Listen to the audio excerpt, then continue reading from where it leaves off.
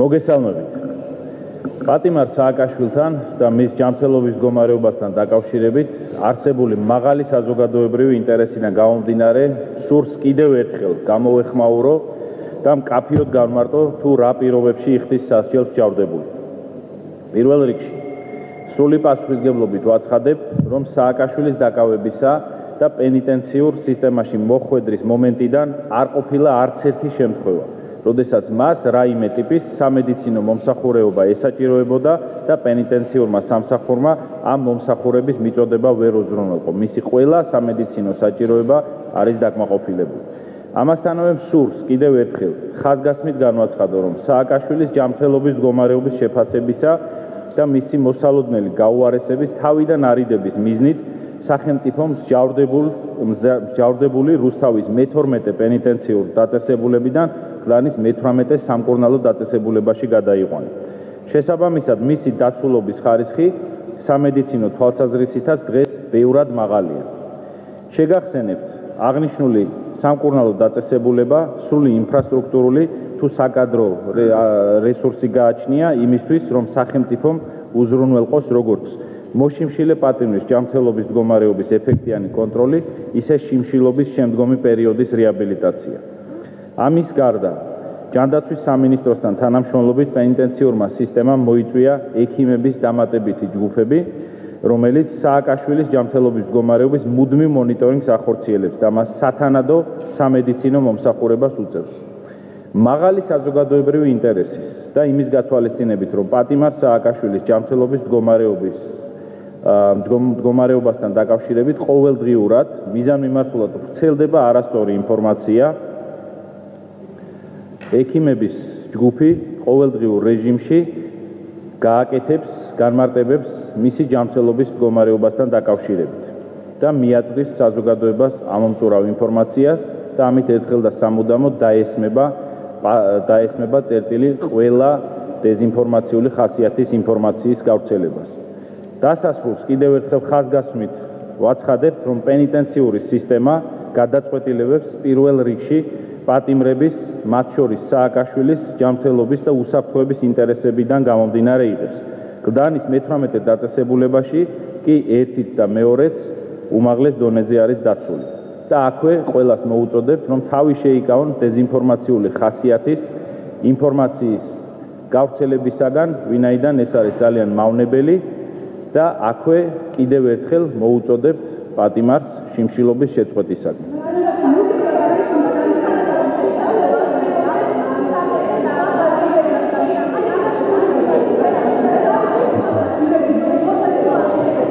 დიახ, თუ შეიძლება, უკაცრავად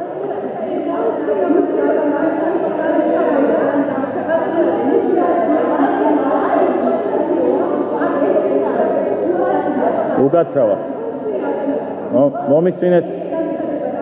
გავიგე, ერთი წუთი მეგობრებო, ერთი წუთი ძალიან გთხოვთ. მოდით, რიგრიგობით დასვით შეკითხვა და გიპასუხეთ. არა, რიგრიგობით დაიწყეთ.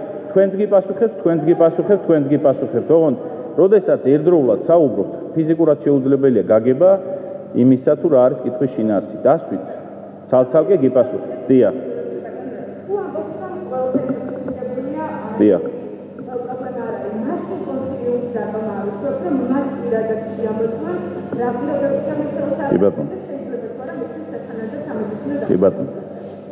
მოგახსენებთ.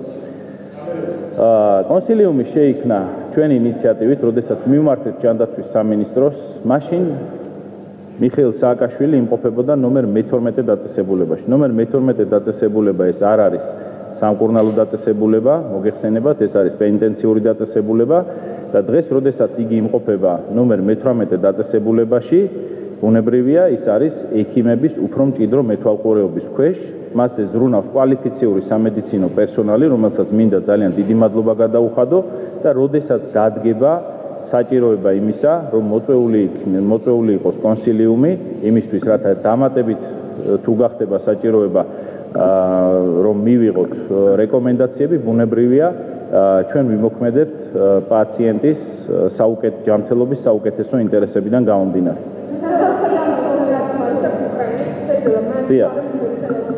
დიახ. კი ბატონო. კი ბატონო. ნახეთ, ბატონ სააკაშვილს ყავდა 200-ზე მეტი ვიზიტორი. აბსოლუტურად ყველა, ვისაც აქვს საქართველოს კანონმდებლობით უფლება რომ იყოს, რომ შევიდეს ამ დაწესებულებაში, შედის ყველა. აქვე იმყოფებოდნენ პარლამენტის წევრებიც, მათ შორის გუშინ, ასევე იქ მუდმივ რეჟიმში შედის მისი პირადი ექიმიც, ოჯახის წევრებიც და ყველა ის პირი, რომელიც არის გათვალისწინებული საქართველოს კანონმდებლობით. ჩვენ ასევე სხვა პირებსაც, რომლებსაც საქართველოს კანონმდებლობით არ ჰქონდათ საპატიმრო დაწესებულებაში შესვლის უფლება, განუცხადეთ უარი. და ნომერ 18 დაწესებულება ეს არის სამკურნალო დაწესებულება და შესაბამისად ჩვენ მაქსიმალურად ვიკავებთ თავს იმისაგან, რომ იქ შევიდნენ ამჟამად ის პირები, რომლებსაც არ აქვთ უფლება საქართველოს კანონმდებლობით, რომ შედიოდნენ პენტენციურ დაწესებულებაში. დააზუსტეთ, გოდიშ, დააზუსტეთ. უკაცრავ ცალკე გიპასუხებთ აუცილებლად.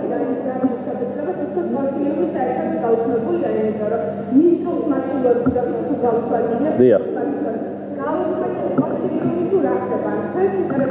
კი ბატონო. კი ბატონო. ნახეთ, მე არ მithქვამს ეს თქვენი შეფასება ეთყობა რომ გაუქმებულია. დიახ, მოდით შთაბეჭდილებებით ნუ ვისაუბრებთ, ჩვენ უნდა ვისაუბროთ ფაქტებით, ერთხელ და სამუდამოდ ამას უნდა მივეჩვიოთ, რომ შთაბეჭდილებებით არ უნდა ვისაუბროთ, მით უმეტეს როცა საკითხი ეხება ჯანმრთელობას და ამაზე ბუნებრივია უნდა ისარგებლონ პროფესიონალებმა. მე კიდევ ერთხელ გიმეორებ. ნომერ 18 დაწესებულება, ეს არის სამკურნალო დაწესებულება, სადაც არიან ექიმები, ხო? და ეს ადამიანები ზრუნავენ პატიმრის ჯანმრთელობას. ნომერ 12 დაწესებულება, ეს არ იყო სამკურნალო დაწესებულება და შესაბამისად იქ საჭირო იყო კიდევ დამატებითი მოსაზრებების მოძიება. მრავალგზის გადაუხადეთ მადლობა ჩვენ კონსილიუმის წევრებს იმ ღირებული რჩევებისათვის, რომლებიც მათ მოგწეს. ამ შემთხვევაში უკვე თუ იქნება საჭიროება დამატებითი, ბუნებრივია ჩვენ მათ მივმართავთ თხოვნით და მოვიწვევთ იმისათვის, რომ მივიღოთ მათგან კიდევ დამატებითი რეკომენდაციები. დიახ. დიახ. დიახ.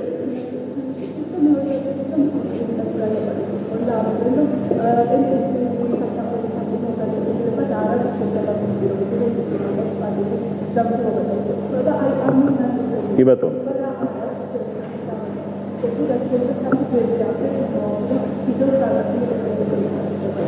კი ბატონო.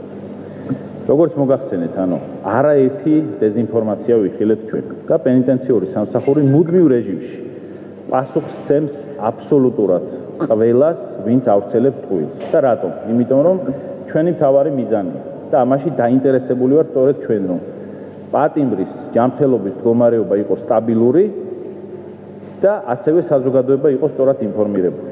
აი ეს არის ჩვენი მიზანი. კიდევ ერთხელ ხაზგასმით ვამბობ. და ბუნებრივია, როდესაც იქნება დეზინფორმაცია, ჩვენ ამას აუცილებლად გავცემთ პასუხს. აქ ასევე შევლენ პარლამენტის წევრებიც, შეისწავლიან დაწესებულების ირგვლივ არსებულ ვითარებას და დაწესებულებაში არსებულ სიტუაციას და ბუნებრივია, ყველა შეკითხვას გაეცემა პასუხი. სწორედ ამაზე ვისაუბრეთ დღეს, რომ ჩვენ უკვე პროაქტიულ რეჟიმში მივაწვდით საზოგადოებას ინფორმაციას მიხეილ სააკაშვილის ჯანმრთელობის მდგომარეობის შესახებ და იმავე სამკურნალო დაწესებულებაში არსებული სიტუაციის შესახებ იმისთვის, რომ საზოგადოებისთვის ერთხელ და სამუდამოდ გახდეს ცხადი ის სიტუაცია, რომელიც ჩვენ გვაქვს ნომერ 18 დაწესებულებაში. დიახ.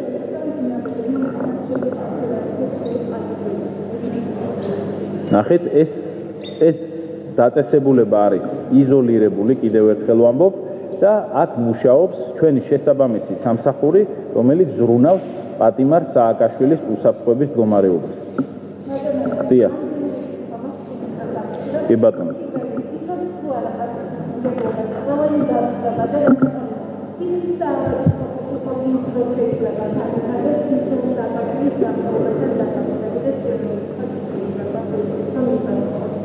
შემდეგ შეკითხვებით დასვით. ჯერ დასვით, თქვენ თქვით, რომ რამდენიმე შეკითხვა გაქვთ, გისმენთ, დასვით, ყველაზე გიპასუხებთ.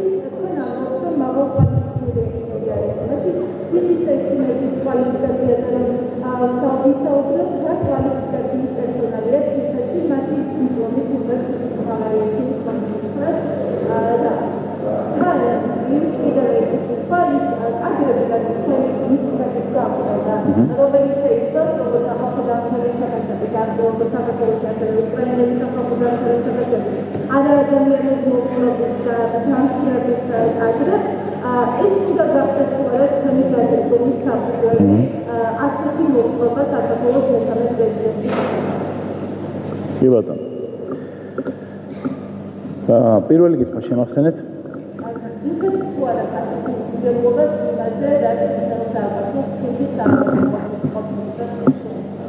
დიახ. ბუნებრივია. როდესაც პატიმარი იმყოფება სამკურნალო დაწესებულებაში, მის ჯანმრთელობაზე სრულად პასუხისმგებელი არის, რა თქმა უნდა, შესაბამისი პენიტენციური დაწესებულება. და ერთი წუთი თუ შეიძლება. მეორე შეკითხვას რაც გააჩნია, რაც შეეხება მაღალკვალიფიციური ექიმების, თქვენ ბრძანეთ რომ მე ვამბობ რომ აი იქ არიან მაღალკვალიფიციური ექიმები, დიახ, რაც შეეხება დიპლომს, თქვენ მითხარით რომ მითხარით დიპლომიო, დიპლომს ბუნებრივია ასე ვერ გეტყვით. და თუ ეს გახდება საჭირო და აუცილებელი, რა თქმა უნდა, ამის შესახებ ინფორმაციის მოწოდება არის შესაძლებელი, ბუნებრივია საქართველოს კანონმდებლობით გათვალისწინებული წესი. რაც შეეხება თქვენი შეფასებით, ამას ვიტყვი მე მხოლოდ თქვენი შეფასებით. არა, ერთი წუთი. აბა წაიკითხეთ სახალხო დამცველი შეფასება, სადაც საუბარია წამებას და არა ადამიანურ მოპყრობას. ერთი წუთი. არა, ბოდიში, თუ შეიძლება მე თქვენთან დისკუსიაში ხარ შემოვდივარ. მე თქვენთან არ შემოვდივარ დისკუსიაში. ამიტომ უნდა დააზუსტოთ, იმიტომ რომ თქვენ ამბობთ, დიდი ბოდიში, თქვენ ამბობთ, გასაგებია უკაცრავად. თქვენ ამას ამბობთ თქვენ, რომ ეგ არა ადამიანური მოპყრობა და წამება და სწორედ ამ მესიჯის გავრცელება მიდის მთელი ამ პერიოდის განმავლობაში, რაც არის მტკნარი სიცრუე და საზოგადოების მიზანმიმართულად შეცდომაში შეყვანის ძალიან უბადრუკი მცდელობა. მე არ მაინტერესებს. მე ამ შემთხვევაში უკაცრავად თქვენ უსაუბრობთ ძალიან თქო ჩემ პარალელურ რეჟიმში. მე თქვენ გისმენდით და კეთილინებეთ მომისმინეთ თქვენს. როდესაც თქვენ სვამთ შეკითხვას, მე გისმენდით, კეთილინებეთ, მოისმინეთ თქვენს, დამასრულებინეთ აზრი. მე პასუხობთ ამ შემთხვევაში თქვენ და პირველ რიგში რა თქმა უნდა პასუხობ მაყურებელს, რომელიც უყურებს ამ პრესკონფერენციას. რაც შეეხება არაადამიანურ მოპყრობას და წამებას, აი ამ ტერმინების დამკვიდრებას, ეს არის ის ნარატივი, რომელსაც ცდილობს ოპოზიცია და ჩვენი ოპონენტები, რაც არის მტკნარი სიცრუე, ამასთან დაკავშირებით ვისაუბრეთ არაერთის, რომ როდესაც ვინმე და კონკრეტულად პატიმარი უწევს წინააღმდეგობას ჩვენს თანამშრომლებს, ბუნებრივია თანამშრომელმა უნდა აღასრულოს კანონი და მაქსიმალურად რბილი შესაძლო მეთოდების გამოყენებით აღასრულოს ის სამართლის ის ნორმები, რომელთა შესრულებაც მისი ვალდებულება. დიახ.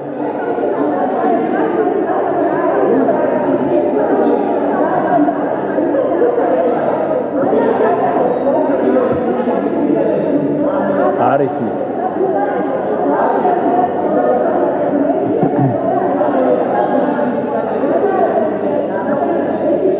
მეგობრებო, ფიზიკურად არის ის ერთმანეთს. ნახეთ მეგობრებო, ერთმანეთს უნდა დააცადოთ, ფიზიკურად არის ის. დიახ. კი ბატონო. იპასუხებთ აქ.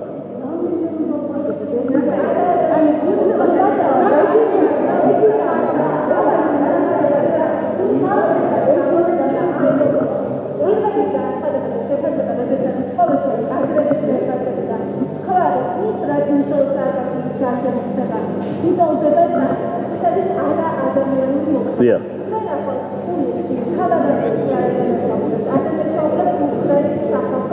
ნახეთ ერთი წუთი.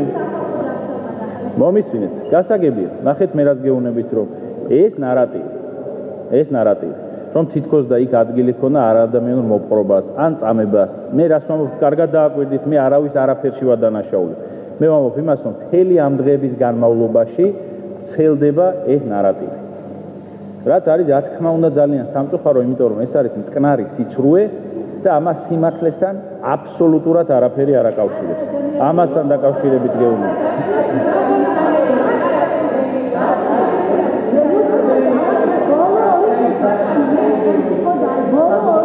უკაცრავად ნატა უკაცრავად ერთად.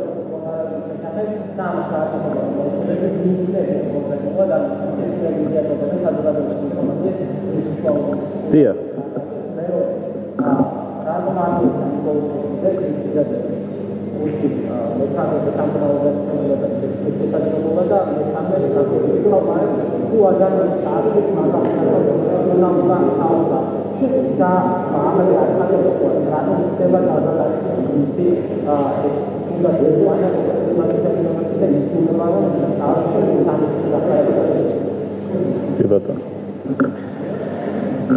რაც შეეხება პირველ შეკითხვას თუ ვინ მიაწოდებს ინფორმაციას, ამასთან დაკავშირებით უკვე ვისაუბრე, ეს იქნება ის ექიმები, რომლებიც უშუალოდ კურნალობენ და აქვს ყველაზე მეტი ინფორმაცია პატიმრის ჯანმრთელობის მდგომარეობის შესახებ.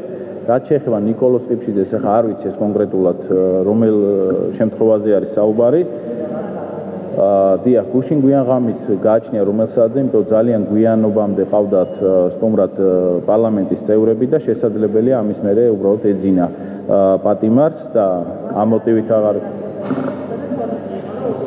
მე გითხარით რომ მას ყავდა დეპუტატები ამ დროს რომლებიც ძალიან გვიან გამოვიდნენ. ახლა ზუსტი საათი და წუთი არ მახსოვს, ბუნებრივია ამაზეც შეგვიძლია მოგაწოდოთ ინფორმაცია. დავასრულებ და დასვით კიდევ დამატებით შეკითხვა, პრობლემა არ არის. და ბოლო შეკითხვა რო დააკონკრეტოთ თუ არ შეწუხდებით. დიახ.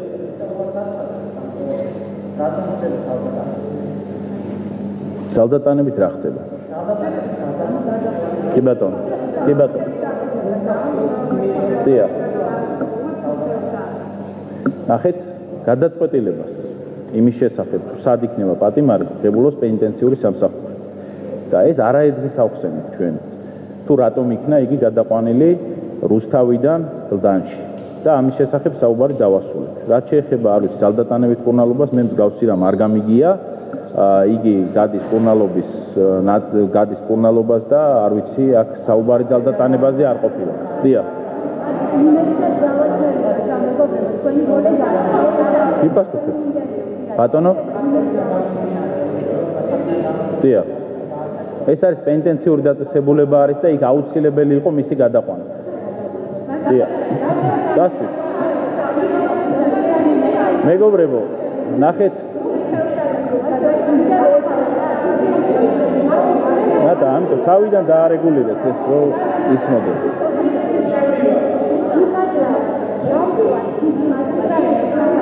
არის მის ფიზიკურად. როდის გიხდით? თქვენს კოლეგას არ დაუსვავს, ისევ დაგიბრუნებით. ბრძანეთ. თქვენთანაც დავბრუნდებით. დიახ.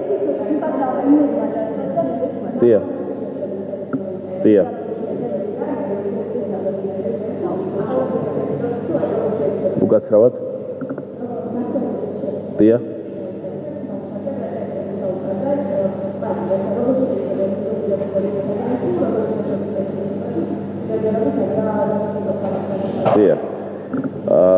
შეხვედრა ნებისმიერი შეხვედრისას ბუნებრივია მაქსიმალურად არის გათვალისწინებული პანდემიიდან გამომდინარე ვითარებაც და პენიტენციური სამსახური აკეთეს მაქსიმუმ იმისათვის რომ არ გავრცელდეს COVID-19 და ეს ყველაფერი ხდება ყველა იმ წესების დაცვით რომელიც გათვალისწინებული არის შეხვედრებისათვის. დიახ. არის მის თუ შეიძლება კი ბატონო თუ შეიძლება დიახ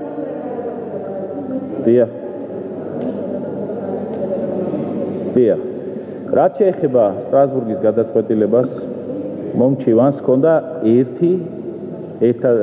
ერთადერთი მოთხოვნა ეს იყო პატიმრის დაუყოვნებლივი გადაყვანა სამოქალაქო კლინიკაში რაც არ დაკმაყოფილდა სტრასბურგის სასამართლომ მოუწოდა მოშიმშილე პატიმარს დაჟინებით რომ შეწყვიტოს შიმშილობა და ასევე ბუნებრივია ჩვენ უნდა მივაწოდოთ სტრასბურგის სასამართლოს ინფორმაცია იმის შესახებ თუ როგორ წარიმართება მკურნალობა. დია. ბატონო. უფრო დია. ამის შესახებ შემოსული არის. დია. დია. დია. დია. დია. დია. დია. რაც შეეხება არ შესვლის მიზეზი ჩვენ გავმართეთ და კიდევ ერთხელ ხაზგასმით ვამბობ, რომ საქართველოს კანონმდებლობით არ არის გათვალისწინებული უკრაინის სახალხო დამცველი შესვლა. არ არის ამის აუცილებლობა. ჩვენ არ გვაქვს ამის ვალდებულება.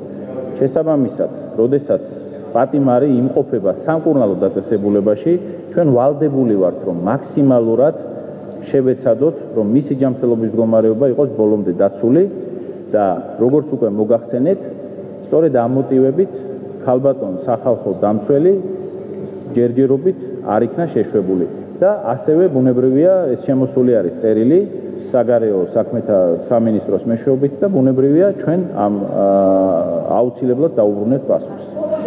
დია. ბატონო? დია. ნახეთ, წინა შემთხვევაში, როდესაც ქალბატონი დენისოვა იმყოფებოდა და გააკეთა განცხადება ცალმხრივად და როდესაც გააკეთა ცალმხრივი განცხადება, ალბათ კარგი იქნებოდა, რომ მაშინ შევხვედრილიყავით, რომ მოესმინა ჩვენი პოზიცია და გათვალისწინებული ყოფილიყო ორივე მხარის პოზიცია.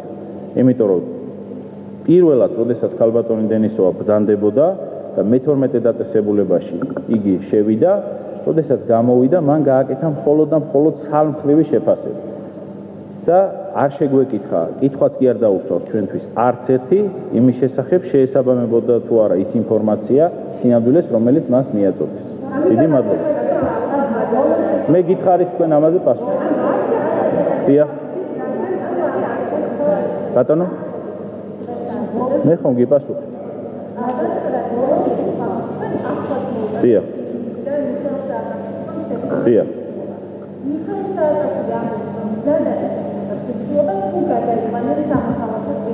დია. ნახეთ, აი ეს არის ძალიან ცუდი შეკითხვა. რასაც აი მიზან მიმართულა და სამწუხაროდ თქვენ გიწევთ ახლა ამ შეკითხვის დასმა.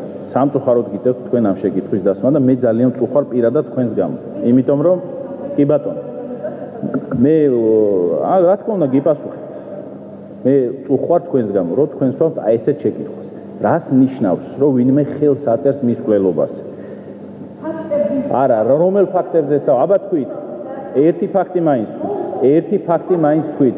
ნახეთ, არა, ბოდიში. უკაცრავად. გავიგე ერთი წუთი მომისმინეთ. კი ბატონო, ერთი წუთი რა. შეხედეთ სტრასბურგის სასამართლო. რა მოუწოდა, აბა თქვენ თქვით. არა, თქვენ თქვით.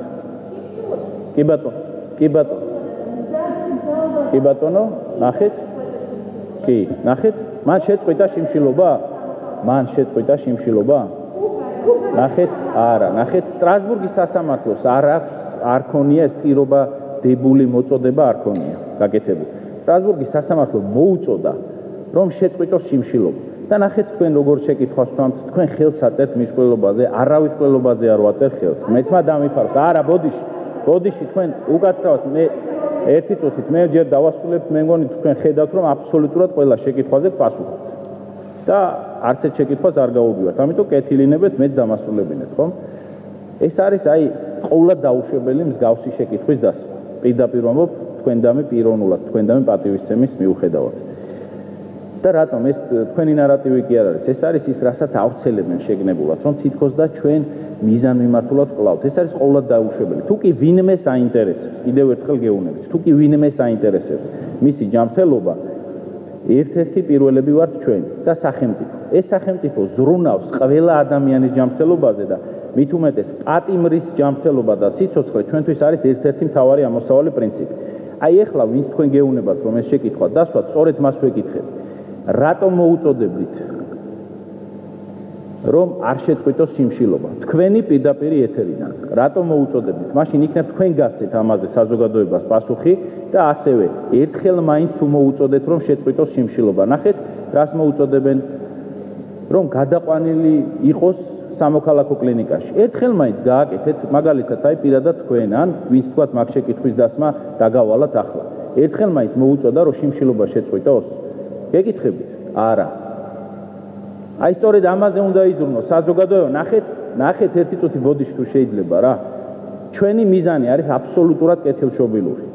და ამას ამტკიცებს ფაქტი. ჩვენ ვამბობთ ერთს და მოუწოდებთ და თხოვნით მიმართავთ ყველა მოშიმშილეს, რომ შეწყვიტოს სიმშილობა. და ბუნებრივია ამას გვავალებს ჩვენ მათ შორის საქართველოს კანონმდებლობა.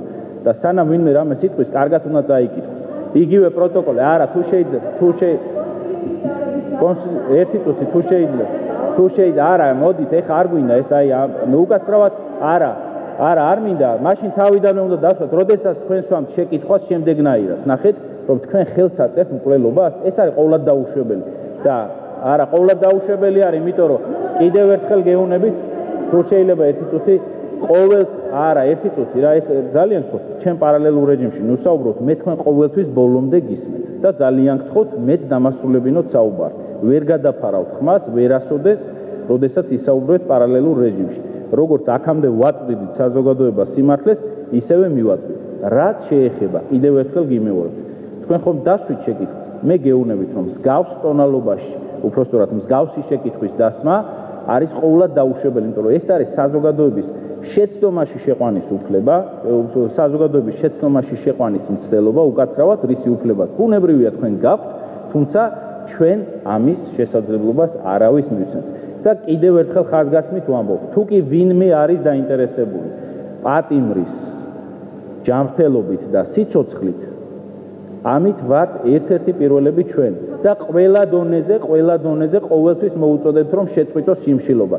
რა უნდა მოუწოდოთ მოშიმშილეს პირველ რიგში? აი თქვით, რა უნდა მოუწოდოთ რომ შეწყვიტოს სიმშილობა და არის ხალხი, რომელიც არა თუ სიმშილობის შეწყვეტისაკენ მოუწოდებს, არამედ ეუბნება, რომ თუ კი სიმშილობას შეწყვიტავ, იქნები განადგურებული როგორც პოლიტიკოსი. და ამის მერე ვინმე გვისვამს ჩვენ იმის შესახებ შეკითხვას, რომ ჩვენ ვაწევთ თუ არა მკვლელობაზე ხელს. ეს არის ყოვლად დაუშვებელი და ყველამ კარგად ჩაიხედოს თავის მიერ ნაკეთებ საქმეებში, თუ ვის რა გაგე, რომელ ფაქტებზე მესაუბრებით. არავითარი ფაქტი არ გაქვს. არავითარი ფაქტი არ გაქვს და ნუ შეკყავთ, ნახეთ, უკაცრავ დიდი ბოდიში რა. თქვით. დიახ.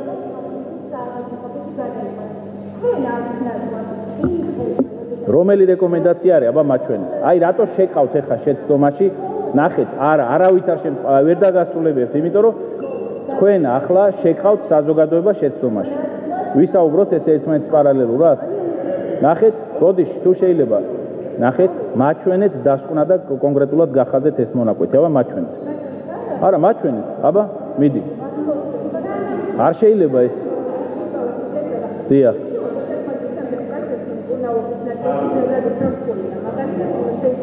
თქვენ ექიმი ბრძანდებით? არა, ერთი წუთი რა, თუ შეიძლება ერთი წუთი თუ შეიძლება. დიახ. ნახეთ ერთი წუთი.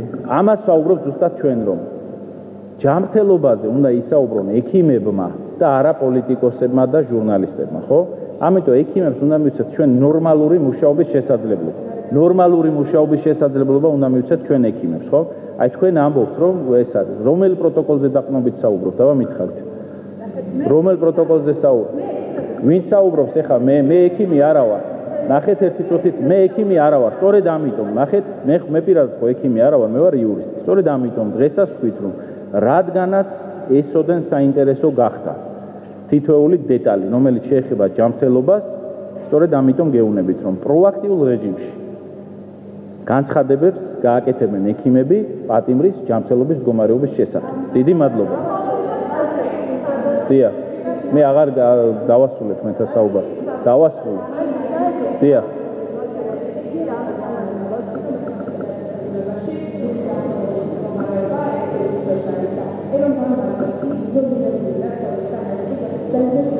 დიახ. დიახ. დიახ. დიახ. როგორც იცით, გაკეთდა გუშინ PCR-ის ტესტი და მას არ დაუდასტურდა კორონავირუსი, რაც არის რა თქმა უნდა ძალიან კარგი და ჩვენ კიდევ ერთხელ ხაზგასმით ვიტყვით, ზრუნავთ მის ჯანმრთელობაზე და ყველას მოუწოდებთ, რომ აცადონ ექიმებს მუშაობა, თავი დაანებონ დეზინფორმაციის გავრცელებას, რომელსაც იყენებენ საკუთარი პოლიტიკური მიზნებისათვის, უნდა გავმიჯნოთ ჩვენ ერთმანეთისაგან მედიცინა და პოლიტიკა და დააცადონ ექიმებს მუშაობა, რომლებიც 24 საათის განმავლობაში ზრუნავენ ამ ადამიანის ჯანმრთელობაზე და აქვე კიდევ ერთხელ მინდა ძალიან დიდი მადლობა გადაუხადო ყველა იმ ექიმს, რომელიც გულწრფელად ზრუნავს ამ ადამიანის ჯანმრთელობას. დიდი მადლობა. დავასრულეთ.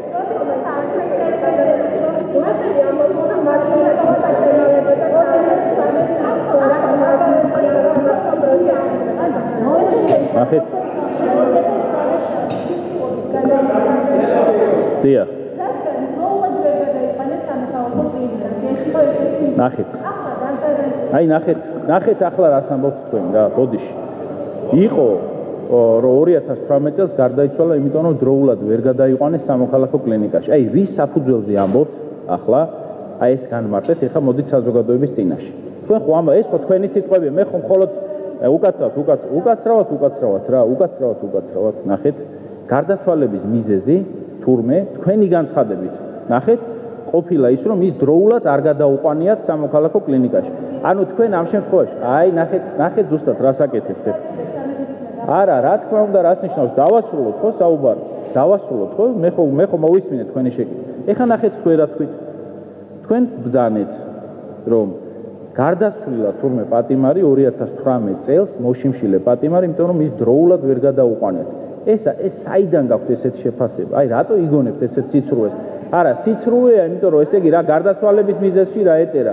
გაქვთ თქვენ წაკითხული? არა, დიდი ბოდიში, ნახეთ, არცეოს ოფიციალური ინფორმაცია. და აი ნახეთ როგორ სიცრუეს ავრცელებთ ეხლა. რომ თითქოს სიცრუეს ავრცელებთ, პირდაპირ გამხელთ ეხლა რომ ავრცელებთ სიცრუეს, იმიტომ რომ მეუბნებით რომ არ გაქვთ წაკითხული, რამ გამოიწვია გარდაცვალება, დასკვნა და ამბობთ რომ იმიტომ რომ ის დროულად არ იყო. ხო და ამიტომ თქვენ მეუბნებით რომ არ გაქვთ წაკითხული და რის საფუძველზე მეუბნებით? არა, მე არ მაქვს წაკითხული. მე რას მეუბნებით? ამოიღეთ და აჩვენეთ საზოგადოებას მაშინ გარდაცვალების მიზეზს. ნახეთ, აი როგორ აპელირებთ, ძალიან ცუდია ეს.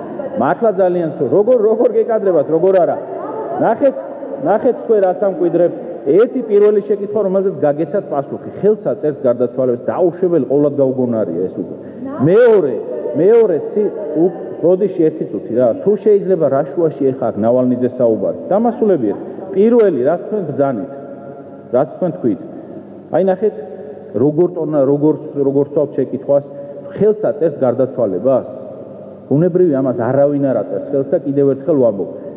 პირველ რიგში ჩვენ ვართ დაინტერესებული მისი ჯანმრთელობით და სიცოცხლით და ჩვენ გამუდმებულ რეჟიმში მოუწოდებთ თხოვნით, რომ შეწყვიტოს სიმშილობა. რა განსხვავებით ჩვენი ოპონენტებისგან, რომლებიც ამისკენ არ მოუწოდებენ. ეს ერთი და მაჩვენეთ, აბა ფაქტები ამოვიღეთ, სად მოუწოდებენ, რომ სიმშილობა შეწყვიტოს და მეორე, რას ამბობთ? ნახეთ, სრულიად არ გაქვთ ინფორმაცია და საუბრობთ პატიმრის გარდაცვალებაზე, რომ თითქოს ის გარდაიცვალა, იმიტომ რომ დროულად არ იყო გადაყვანილი სამოქალაქო კლინიკაში. მაშინ ამ შემთხვევაში უნდა დამდგარიყო სისხლის სამართლებრივი პასუხისმგებლობა. გაქვთ თქვენ ამის შესახებ ინფორმაცია? არა, რა, ერთი დიდი ბოდიში, ნახეთ, ავრცელებთ ისეთ ინფორმაციას და უკვე ორჯერ გაიმეორეთ სიკვდილი. რაც არის სრულიად დაუშვებელი. კარგად დაუკვირდით ხალხო და ადამიანს მოუწოდეთ ის რომ შიმშილობა შეწყვიტოს ნაცვლად იმისა, რასაც ახლა აკეთებთ. დიდი ბოდიში. მაგრამ ეს არის ყოვლად დაუშვებელი და სირცხვილია ელემენტარულად. დავასრულეთ უკვე.